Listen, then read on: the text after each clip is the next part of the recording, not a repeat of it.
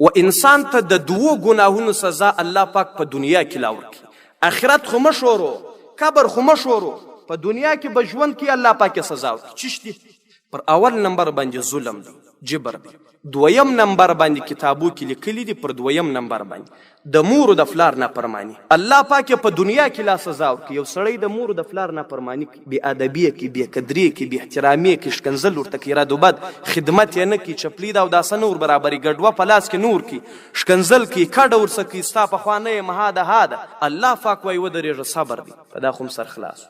ځوانان په دا شي کې بیخي ډېر کمزوري دي. په چیش کې د مور د پلار په نافرماني کې، په بې قدري کې، په بې احترامي، شکنځل ورته کوي. دا خبره زه منم. بعضې اوقات مور و پلار د زوی سره ظلم کوي، د لور سره ظلم کوي، د اولاد سره ظلم کوي، ناکي ورسره کوي.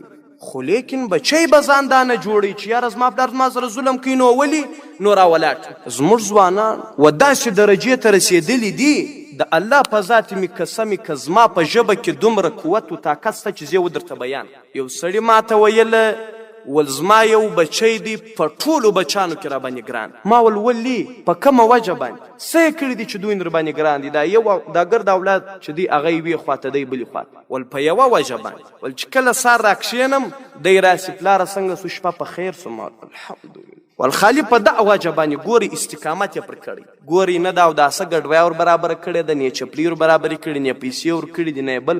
خالي دا پوښتنه پلاره شپه په خیر سول؟ ما ول و په دغه وجه باندې ول دا په ټوله اولاد کې پر ما باندې کړه. دویمه خبره ګوري په دا شی باندې هم سر خلاص.